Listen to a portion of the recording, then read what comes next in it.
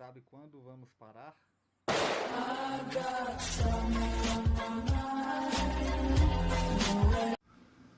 Pessoal, vamos seguir o conselho do professor Olavo de Carvalho, investir na cultura, na formação da alta cultura, na intelectualidade, na inteligência, e também vamos investir na nossa busca espiritual. A formação intelectual vem junto com a evolução espiritual, a busca pela verdade sempre passa pela palavra de Deus. Então é isso aí, fiquem com o vídeo, espero que gostem, espero que estejam gostando do nosso canal. Forte abraço, fiquem com Deus.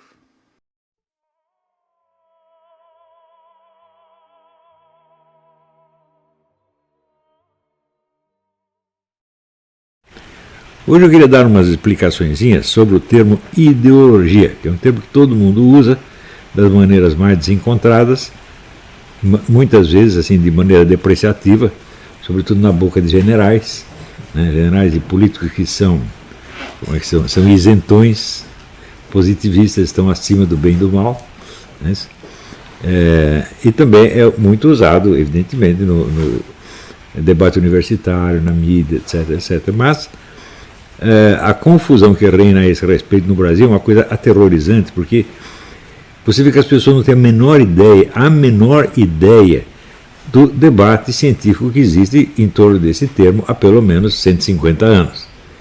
Então eles não têm ideia do que estão falando e não têm ideia de que não têm ideia. Quer dizer, é a síndrome de Dunning-Kruger. Quer dizer, quanto menos você sabe, mais você sente que sabe. Isso é confirmação total.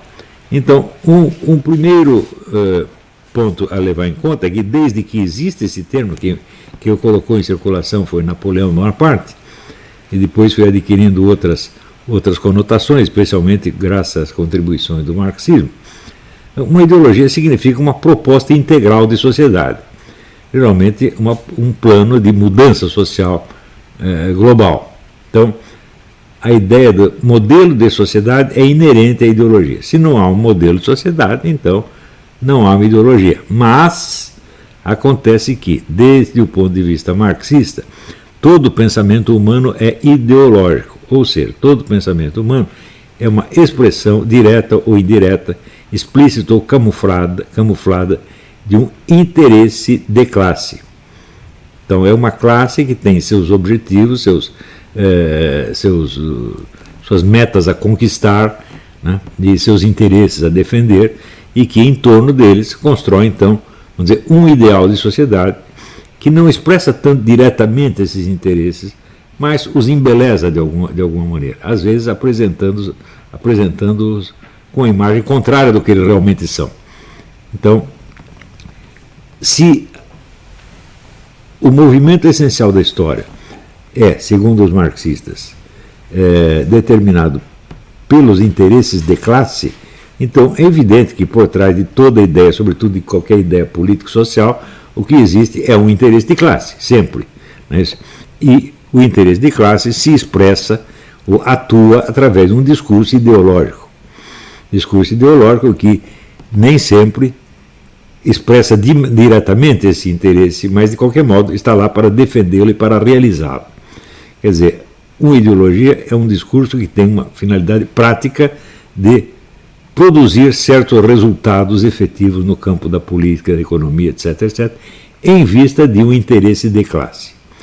Se esse interesse é da classe burguesa, então esse interesse joga a classe burguesa contra o restante da humanidade, porque os interesses da burguesia são antagônicos com os de quem não é da burguesia, sobretudo do proletariado.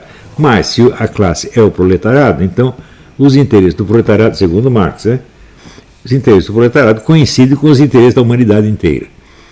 Então você tem, vamos dizer, um interesse de uma classe egoísta, separado do resto, e os interesses da humanidade inteira, representados pelo proletariado. Então, de acordo com o ponto de vista marxista, então todos as ideias em circulação, sobretudo todas as ideias que entram no debate político, todas são ideológicas, sempre. Sempre existe um interesse de classe por trás. Ora, mas eu acabei de dizer o seguinte, que se não há um projeto de mudança social total, se não há um modelo integral de sociedade, não há um discurso ideológico. Não é porque o sujeito, por exemplo, se ele é contra isto ou aquilo, certos detalhes, por exemplo, ele é contra uma determinada lei, ou é contra o Estado que está a educação, a saúde pública. Isso não faz dele um ideólogo, evidentemente. Quer dizer, nem toda... se tudo que o sujeito tem a oferecer são críticas ou observações pontuais sobre isso ou aquilo, sem um modelo integral de sociedade, evidentemente, ele não está promovendo um discurso ideológico. Então, a comparação, o cotejo entre o discurso ideológico e esse tipo de discurso é muito difícil. Então, por exemplo, se você pegar assim, as obras do Eric Voegelin e perguntar, mas que ideologia que ele está defendendo? É quase impossível, mas para o marxista, evidentemente, basta você não coincidir com o discurso marxista e automaticamente você já se torna, querendo ou não, um defensor da ideologia da burguesia. Ou seja, quando um marxista fala da ideologia alheia, ele não está descrevendo as ideias reais da pessoa, mas está tentando enxergar por trás dela o interesse de classe, que para esse indivíduo pode ser totalmente inconsciente e ignorado até oposto. Isso aqui é o problema central da discussão ideológica. A ideologia que o comunista atribui ao outro nem sempre é a ideologia dele. Claro que existem ideólogos da burguesia, evidentemente. Se você pega esse pessoal liberal, defende um modelo de economia liberal, então é uma ideologia burguesa, é a ideologia do empresariado, sem sombra de dúvida. Mas, então, aí não há a menor dúvida, assim como se um sujeito expressa usa um discurso ideológico que expressa o interesse nacional, quer dizer, o desejo de uma nação se sobrepor às outras, então ele está, evidentemente, numa linha de ideologia nacionalista que pode ser, inclusive, fascista ou nazista, ou qualquer outra coisa, a não ser que seja, vamos dizer, um nacionalismo de esquerda, como eu já expliquei para vocês que o fascismo teve uma influência muito grande na formulação da política comunista após a Segunda Guerra Mundial. Toda a ideologia terceiro-mundista criada pelo Stalin é de inspiração nitidamente fascista, porque o fascismo, conforme eu já ensinei aqui, o fascismo parte da ideia de que a Revolução Mundial não pode ser encabeçada por uma classe social, mas tem que ser por uma nação. Porque ele diz, a classe social não existe como fenômeno internacional, não existe uma burguesia internacional ou um proletariado internacional. O simples fato, por exemplo, na época em que eles expressaram isso, em 1910 mais ou menos, a concorrência entre as várias burguesias nacionais era uma coisa óbvia, quer dizer, a luta pelos mercados, tá certo? Então não existia uma burguesia internacional, mais tarde apareceu, mas naquela época não existia ainda, né? Ou existia, mas não era, vamos dizer, a essência da burguesia ser internacional, hoje é. Então, do mesmo modo, não existe um proletariado internacional. O proletário, quando sai da sua nação, ele não entra automaticamente no proletariado da outra nação, ele chega lá como um mendigo, até ele conseguir um lugar no proletariado é difícil. Então, só existe proletariado nacional. Portanto, se você quer uma revolução internacional, uma revolução mundial, o proletariado não pode ser o agente dessa revolução, não pode ser o personagem principal. Você tem que ter uma outra força que representa o espírito revolucionário. E essa força, segundo eles, é a nação, né, e não a classe. Então, Stalin adotou isso 100%. Isso é uma coisa que os comunistas, você fala isso para os comunistas, ficam putos da vida, porque eles sabem que isso é verdade, mas não podem aceitar. Então, a política de Stalin foi inteiramente baseada num modelo fascista, que é a Revolução Nacional. Já não se falava do proletariado contra a burguesia, mas da nação pobre contra a nação rica. Então, era as nações exploradas contra o imperialismo. Isso é linguagem dos fascistas, evidentemente, não é dos comunistas. Para o comunista, assim, tipo clássico marxista-leninista, é o proletariado internacional contra a burguesia internacional, né? Então, os interesses nacionais são interesses da burguesia, sempre, né? E o Stalin inverte o negócio. Existe o interesse nacional das nações pobres, das nações exploradas, contra o interesse nacional da nação imperialista, ou do grupo de nações imperialistas, ou seja, do imperialismo internacional. Deu para entender? Então,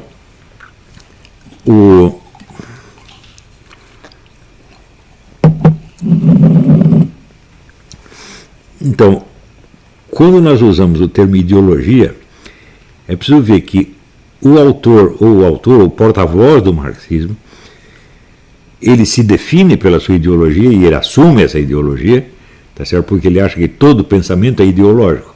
Se você diz que seu pensamento não é ideológico, você está apenas disfarçando o interesse de classe. Não é isso?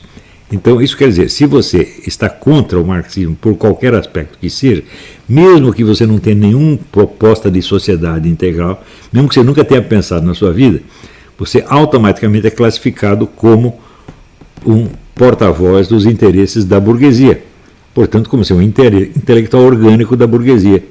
Embora você seja, vamos dizer, para usar os termos do próprio Antônio Gramsci, um intelectual tradicional, quer dizer que não é um intelectual, mas que não é intelectual orgânico, ele não está a serviço de nenhuma classe em especial. Não é isso? Então, no caso, eu evidentemente sou o que o Gramsci chama de intelectual tradicional, mas no dia a dia do confronto político, não é isso? Qualquer oposição à política comunista já qualifica você como intelectual orgânico da burguesia. De modo que você passa a responder não pelo que você disse, mas pelos supostos interesses malignos da burguesia que você, sem saber e sem querer, você na cabeça deles você representa. Então, a própria colocação inicial dos termos nesse debate já é coisa de vigarista, desde o início. Não é isso? E quando entra aí, então, o elemento positivista, o positivismo é uma ideologia da burguesia, essa é a coisa mais óbvia do mundo, é uma ideologia burguesa, né? Ela visa a impor o predomínio, o poder da burguesia através do prestígio da ciência e da tecnologia. Né? Quem tem a ciência e a tecnologia na mão, quem tem o capital. Então, se você tem ali o império da ciência e da tecnologia, evidentemente é o império dos banqueiros, dos industriais, da burguesia. Então, o positivismo é uma característica ideologia burguesa. Tá certo?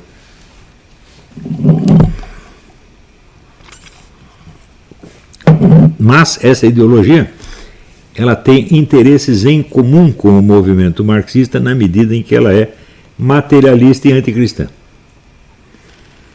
Então, na esfera da luta cultural, positivismo e marxismo estão no mesmo lado, embora do ponto de vista econômico eles possam estar em lados opostos, pelo menos nominalmente. Quer dizer, o comunista quer destruir a burguesia e o positivista quer instalar uma sociedade totalmente organizada e disciplinada em função do interesse da burguesia. Então, também aí, se diz, os comunistas estão a favor ou contra os marxistas, depende do ponto de vista. Porque, por um lado, o que eles querem é a glória da burguesia. Quer dizer, todo mundo fica rico e o burguês fica mais rico ainda. Isso é óbvio. Né?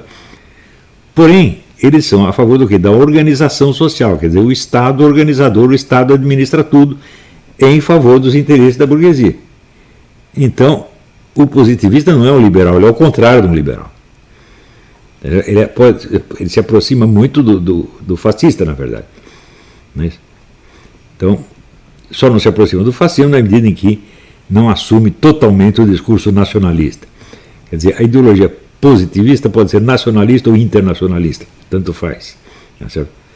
Mas o objetivo dela é a glória da burguesia, a vitória da burguesia pelo domínio que ela exerce sobre uma sociedade administrada. Ora, se é uma sociedade administrada, então não é liberal. Exatamente o contrário. Não há liberdade econômica. Só há liberdade econômica para os grandes grupos que são associados ao Estado, de algum modo. O que é praticamente a definição do fascismo. Não é isso? Então, o burguês positivista, ele impõe a sua ideologia mediante a camuflagem que diz que ela não é uma ideologia, que ela é algo superior à ideologia, ela é ciência e tecnologia. Portanto, nós não estamos falando em nome do interesse de classe camuflado num belo discurso, numa bela propaganda ideológica, mas nós estamos falando de ciência e tecnologia. Então nós estamos fora da discussão, fora e acima da discussão ideológica. Ou seja, é uma ideologia que se afirma como não ideológica. Então ela é um engodo, evidentemente, é uma vigarice. ela é uma vigarice tanto quanto o marxismo é uma vigarice. Né? Agora, é possível você emitir até opiniões políticas e até lutar por certas causas políticas sem ideologia? Claro que é, desde que você não tenha um plano total da sociedade, um modelo total da sociedade a defender, e se você não permitir que nenhum grupo ideológico, vamos dizer, se aproprie do seu discurso em defesa dos seus interesses. Por exemplo, se você ataca, digamos, o marxismo nisto ou naquilo, pode haver um grupo direitista, positivista, que se aproveite do seu discurso, né? Isso de fato acontece, eles vão tentar fazer isso sempre, né? Mas você sempre pode se vacinar contra isso, se você, a hora que o positivista começa a se entusiasmar com o seu discurso, você já corta o barato dele e fala, não estou defendendo você, você é tão filho da puta quanto os comunistas. Tá certo? Não estou aqui para te defender. Eu estou falando de determinados pontos específicos e não tenho nenhum projeto de sociedade. Na verdade, se você pensar bem, a maior parte das pessoas não tem nenhum projeto de sociedade. Não é normal o ser humano ter um projeto de sociedade. Não é normal o ser humano imaginar que ele pode inventar uma sociedade melhor. Isso simplesmente não é normal. Isso é coisa de maluco, né? Só um maluco tem um modelo de sociedade na cabeça. E, infelizmente, os malucos conquistaram todos os meios de expressão do pensamento, conquistaram a mídia, conquistaram as universidades, né, conquistaram o mercado editorial, então só eles falam. Então dá a impressão assim, que todo mundo tem que ter um modelo de sociedade, tem que ter uma ideologia. A não ser, evidentemente, aqueles cuja ideologia se expressa através do disfarce não ideológico, como é o caso dos positivistas. Estão entendendo como isso é complicado e como você entrar nessa discussão, você tem que ser muito esperto para não se deixar prender por nada disso. Mesmo que você não se deixe prender, muito bem, o que os outros ouvem falar a seu respeito, é muito fácil enganar as pessoas a respeito do que é o seu pensamento. Então você pinta o cara como um defensor da burguesia, ou como um fascista, ou como um comunista, e quem não sabe o que o sujeito é, acaba engolindo. Agora, que façam isso, tudo bem, isso é normal, né?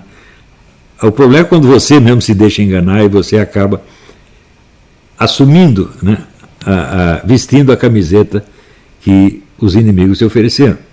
Então daí você entra numa espécie de síndrome de Estocolmo, né? Quer dizer, você acaba aderindo àqueles que estão te maltratando. Quanto mais te maltrata você, mais você vai adotar o discurso que eles moldaram para você. Isto é muito comum nos meios direitistas brasileiros. Mas imensamente comum. Um exemplo que eu vivo dando, mas parece que não adianta falar, né, é o negócio da escola sem partido, da luta contra a doutrinação. E o que é doutrinação? É apenas propaganda. Quer dizer, você acha que o problema é que existem pessoas fazendo propaganda comunista nas escolas? Você acha que esse é o problema? Ora, se houvesse o sujeito fazendo propaganda comunista e outro fazendo propaganda anticomunista, não teria nada de errado. Você está expondo às pessoas o leque de opções que existem realmente na sociedade. E o melhor vence, quem falar melhor vence. É o debate normal. Então, é claro que o problema não é a propaganda comunista, o problema é a dominação comunista. Ou seja, os pontos de vista anticomunistas estão proibidos, estão excluídos, por definição. E expressá-los já implica para você um dano imediato. Você vai ser boicotado, você vai ter zero, você não vai subir na carreira, talvez você não consiga nem obter seu diploma e assim por diante. Então nós temos um problema de uma dominação tirânica comunista há 50 anos. E essa dominação é total. Eles fazem muita propaganda comunista? Não fazem. Eles simplesmente excluem totalmente os pontos de vista não comunistas. Eu sempre expliquei isso para esses idiotas de uma escola sem partido, eles não entendem. Por quê? Foram hipnotizados pelo termo doutrinação. Isto não é doutrinação. Na verdade, eles podem fazer muito pouca doutrinação, eles não precisam fazer. Se o ponto de vista oposto está proibido e ninguém o fala, você praticamente não precisa fazer nada, pessoal. Você é como dizia o Antônio Gramsci, você é comunista sem saber. Então, nunca podia ser escola sem partido. Nunca. E tentar resolver isso mediante um projeto de lei é uma estupidez positivista. E você acha que pode existir um Estado supra-ideológico que vai lá impõe a neutralidade ideológica. Isso faz isso aqui, positivismo, é ideologia burguesa positivista. Está entendendo? E daí, o que o outro lado faz? Você está querendo me impor, né, a ideologia burguesa. E em nome da ideologia burguesa, você não quer me deixar propagar o meu amado comunismo. Ou seja, você está tapando minha boca, está me censurando, etc, etc. Tudo isso, assim, é coisa de uma burrice, sabe, revoltante dá vontade de bater nas pessoas. Mas não adianta explicar, porque uma vez que o sujeito pegou, né, se deixou hipnotizar por uma palavra, doutrinação, não larga mais. E o problema nunca foi doutrinação, né? O problema é dominação. O problema não é que eles fazem propaganda comunista, o problema é que eles não deixam ninguém fazer propaganda de mais nada. Nem em pensamento. Eles não deixam nem você tentar ter uma linguagem que não seja deles. Só que até hoje nós não temos um trabalho científico documentando este fenômeno na escola brasileira. Então você pode ter um caso aqui, outro caso ali, mas ninguém convence ninguém. Então quando ainda aparece um sujeito com um projeto de lei querendo obrigar os alunos a denunciar professor, pronto, os comunistas que dominam tudo, que são ditadores, que são opressores, agora eles fazem o papel dos oprimidinhos. Isso é ou não é burrice, gente? Isso é o que o Eric Wegener chamava estupidez criminosa. É uma coisa tão estúpida que traz dano a muita gente. Ou seja, os comunistas ganharam mais poder de controle nas escolas graças às escolas sem partido. Agora, Olavo, eu pensei numa coisa agora com o que você está dizendo, é que o domínio da linguagem ainda está na mão da esquerda. Pois é. Não só a linguagem falada, mas a linguagem visual, as artes visuais, o teatro, tudo no entorno, a guerra cultural ainda está com o lado deles favorecido. Mas não é que o lado deles, só existe o lado deles, esse é o ponto. Há mais de meio século. Só existe o lado deles nas escolas, na mídia, nas artes e espetáculos, em tudo quanto é lugar. Tudo. Agora, só não é afetado por isso que o povão. O povão que não liga para arte e espetáculo, que só assiste futebol, e que não participa das discussões, e não vai ao teatro jamais, tá certo? E que não tem instrução universitária, então o povão permanece imune. O que salva o Brasil é o analfabetismo, porra. A ausência de instrução é que preserva as pessoas, porque você entra na escola, você já é estupidificado imediatamente. Mais ainda, não é a doutrinação, é a estupidificação planejada. Eles não querem fazer de você um teórico marxista que sabe o marxismo de trás para diante. Tanto que se você pergunta para esse idiota sobre o marxismo, eles não sabem nada. O que eles querem é fazer pessoas que são incapazes de acompanhar a discussão. Só sabem repetir chavão. É isso que eles estão fazendo. Então estão estupidificando todo mundo. Pior, inventaram técnicas para isso. O sócio-construtivismo é uma técnica de imbecilizar. O sócio-construtivismo está provado, ele produz lesão cerebral. Você acha que se os caras quisessem doutrinar, aqui vão fazer uma legião de intelectuais marxistas que sabem marxismo na ponta da língua, você acha que eles fariam isso? Eles não estão fazendo intelectuais marxistas, eles estão fazendo os mortadelas, meu Deus do céu. Então, a coisa, independentemente do aspecto ideológico, ela é um crime. Qualquer facção que usasse esses métodos de estupidificação para adquirir o controle do meio educacional seria criminosa. Então, a educação no Brasil está na mão de criminosos. Teve uma reunião de ex-ministros da educação. Eu acho que todos eles deveriam ir para a guilhotina. Essa gente só serve para isso. Agora, não é desse partido, daquele partido, todos os partidos fazem a mesma coisa. Nenhum deles conhece uma alternativa, nenhum deles jamais colocou este problema em discussão, nem dentro da cabeça dele, não é capaz de conceber este problema. Por quê? Ou é um marxista, ou é o sujeito formado pela influência marxista, não é doutrinação marxista. Então, quando eu falo influência marxista, você sabe muito pouco de marxismo. Só que tem o seguinte, ele só sabe isto. ou é marxista ou é positivista. São as duas únicas correntes que existem no meio universitário brasileiro. Tanto que você pega qualquer estudante de ciências sociais, por exemplo, que é o que a gente estuda? Estuda Marx e Weber, né? Ou Marx e Durkheim. É isto, marxismo positivismo, não sai disto. Estão entendendo? Então, você vai na psicologia, né? Ou são psicólogos revolucionários, tipo Wilhelm Reich, né, certo? Ou são positivistas, como o Skinner. Não sai disso, gente. É marxismo e positivismo. Né? Então, tem até marxistas que fazem a crítica do positivismo marxista, que acabam misturando as duas coisas. Tá certo? Mas, então, se você pegar esses ministros da educação todos e dizer, olha, me analisa esse problema aí do marxismo na escola, as pessoas não sabem fazer isso. O marxista não sabe, o positivista não sabe. E, em suma, ninguém sabe, porra. Gente, o problema da ignorância brasileira é assim, é um negócio catastrófico. Né?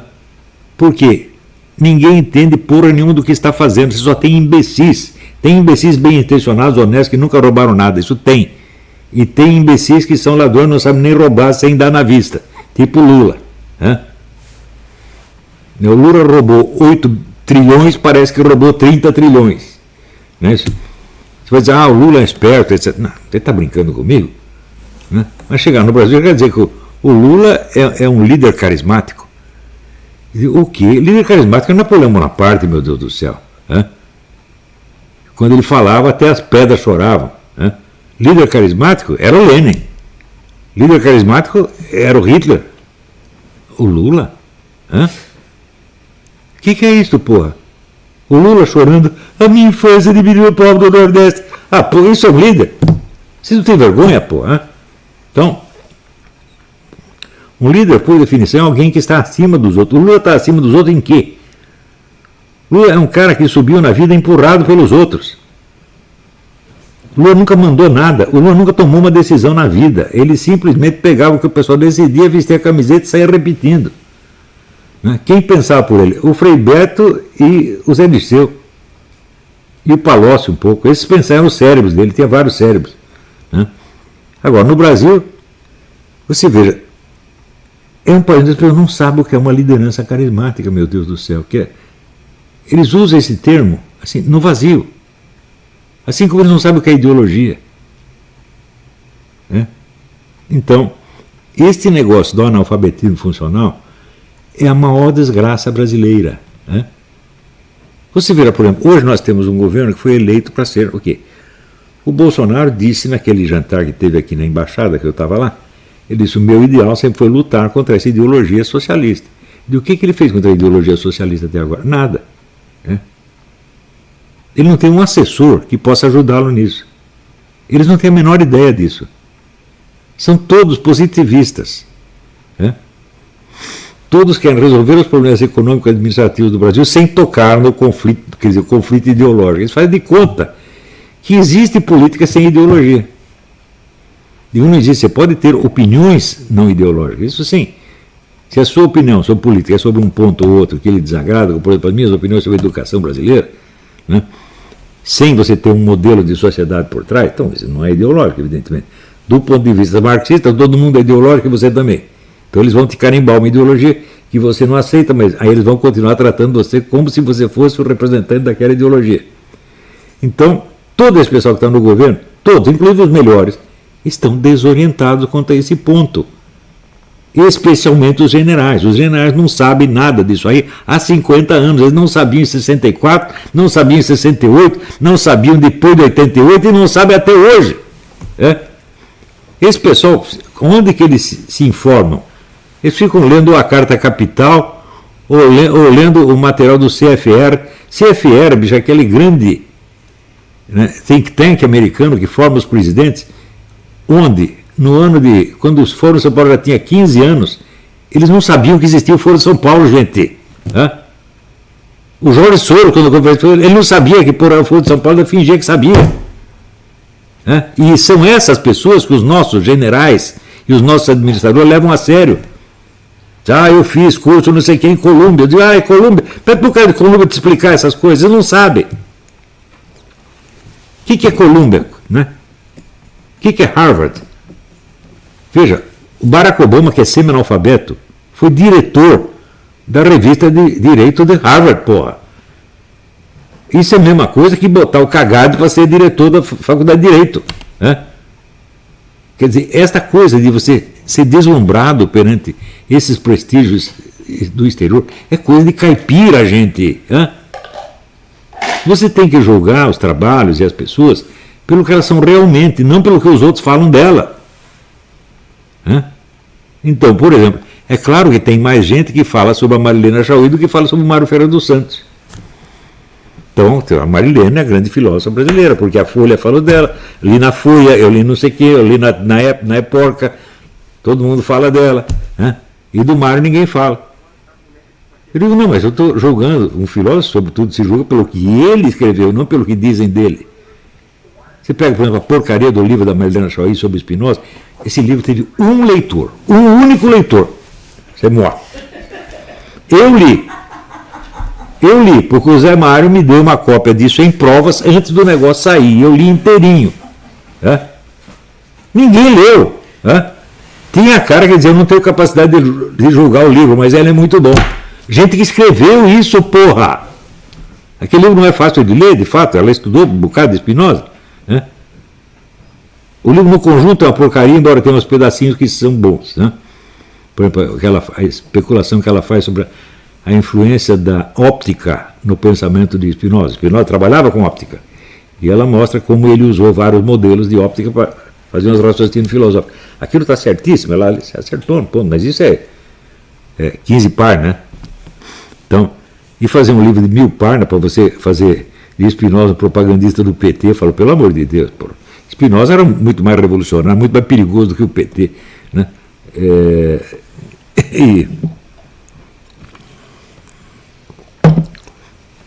Então, por que no Brasil se dá tanta importância aos títulos universitários? Porque as pessoas não são capazes de julgar as obras, não são capazes de ler as obras e julgá-las, então elas têm que se guiar por um indício externo, pelo que outros dizem. Vira tudo assim, desejo mimético. Eu acho que isso é bom, não porque eu acho que é bom, mas porque o outro diz que é bom.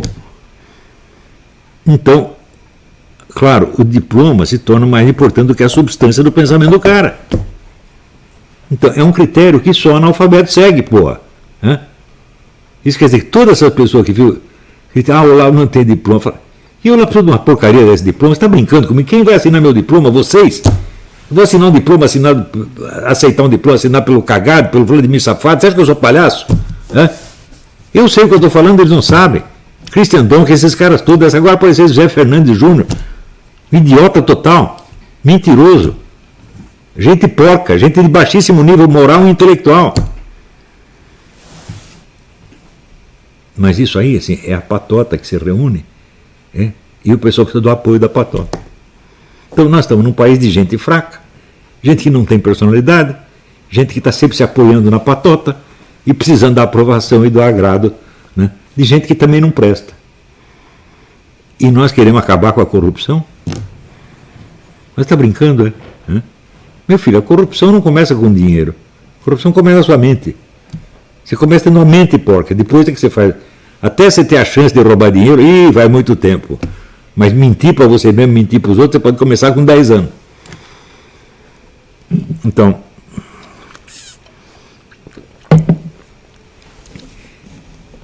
também, é claro que depois de 50 anos de dominação esquerdista, o sujeito simplesmente se livrar da esquerda já é para ele uma grande vitória. Mas você acha que isso basta? Que isso te instalou na realidade? Não. Você simplesmente parou de consumir o veneno, meu filho. Mas e o efeito residual do veneno que você já ingeriu durante sua vida inteira? E o efeito, não efeito ideológico, efeito emburrecedor. Você está livre disso? Não está. Gente, eu levei 20 anos para me livrar da influência dessa gente. Você vê, quando eu publiquei A Nova Era da Revolução Cultural, eu ainda tinha ilusões quanto a essa gente. Por exemplo, eu achava que o Lula era um líder. Está lá no livro. E hoje ele fala, como é que eu falei uma estupidez dessa? Né? Eu já tinha entendido o processo petista, mas não tinha entendido o Lula. Hoje eu entendo melhor. Então você vê como é difícil você se livrar dessas coisas. Sobretudo é difícil você livrar da influência da mídia. Né? Porque toda a linguagem que nós usamos no dia a dia é a linguagem que a mídia nos ensinou. Você, para se livrar da influência dele, você tem que aprender outra linguagem. Você tem que ler mais alta literatura do que ler mídia. Né? Quem aqui cumpre esta função? Cumpre esta obrigação? Né? Hoje eu li aqui 2 páginas da revista Porca e li 20 de Tolstói. Você já chegou nesse ponto? Não, não chegou. Então, meu filho, ainda está lá. Na mídia, dizia Joseph Conrad, é uma coisa escrita por idiotas para ser lida por imbecis. Isso é uma coisa certíssima. Se quer saber uma boa maneira de você se livrar disso, leia mais Joseph Conrad e menos jornal. Não é isso? Então é isso aí. Daqui a pouco nós voltamos com as perguntas, tá?